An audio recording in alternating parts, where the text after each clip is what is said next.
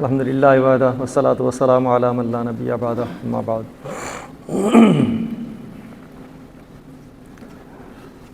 برادران اسلام،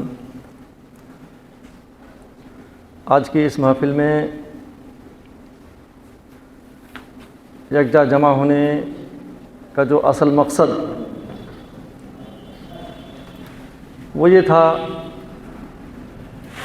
کہ ہمیں آپ کو یہ باور کرانا تھا کہ زندگی چاہے کسی معاملے میں بھی ہو فرداً نہیں گزر سکتی۔ یہ ہر شخص جانتا ہے، کوئی دکاندار ہے تو کوئی خریدار ہے، کوئی زمیندار ہے تو کوئی مزدور ہے۔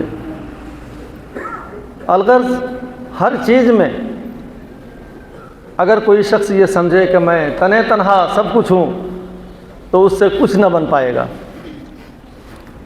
یہی باور کرانا تھا کہ زندگی کے اور دیگر شعبہ جات کی طرح ایک دینی شعبہ بھی ہے،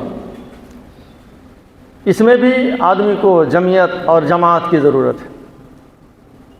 اگر غور کریں گے تو جماعت کے ساتھ نماز کی اہمیت اور نماز کے لیے جماعت کے جو انتظامات وہ شریعت نے ہمیں سکھایا دکھایا۔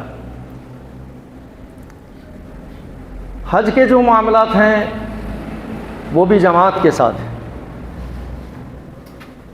اگرچہ ہم سے نہیں ہو سکتا یہ زکوٰۃ بھی ہم یکجا جمع کریں اور اسی سے مستحقین تک ہم پہنچائیں، لیکن حقیقت میں اگر سوچا جائے تو یہ بھی جماعت کے ساتھ ہے۔ رسول اللہ صلی اللہ علیہ وسلم کے زمانے میں زکوٰۃ بھی یکجا جمع کی جاتی۔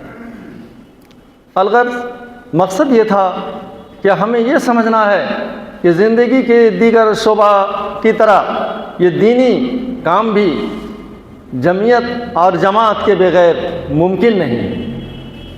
الحمدللہ اس موضوع پر ہمارے شیخ مستفید الرحمن صاحب بڑی تفصیل سے آپ کو سمجھانے کی کوشش کی۔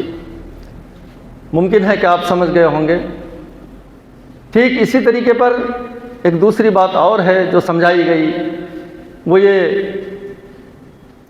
کہ قرآن و حدیث کا سمجھنا اس کی ظاہری عبارت سے ترجمہ کر کے ہرگز ممکن نہیں ہے، جب تک کہ اس کو اس طریقے پر نہ سمجھا جائے جس طریقے پر ہمارے اسلاف نے، صحابہ اکرام نے سمجھا تھا۔ صحابہ اکرام نے قرآن و حدیث کو جس طرح سمجھا اس طریقے پر ہمیں سمجھنا ہوگا، تبھی قرآن و حدیث کا صحیح مطلب نکال سکتا ہے اور تبھی ہم اس پر صحیح طور پر عمل کر سکتے ہیں۔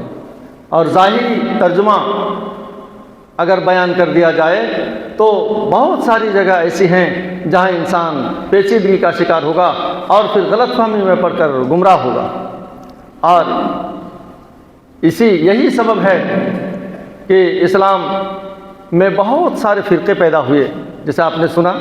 ان فرقوں کا اگر نام گنایا جائے تو رسول اللہ صلی اللہ علیہ وسلم نے جو 73 فرقے بتائے تھے اس امت کے ہوں گے، اگر ان 73 فرقوں کے شاخ در شاخ نکالا جائے تو نہ جانے اور کتنے فرقے اس میں سے نکل آئیں گے۔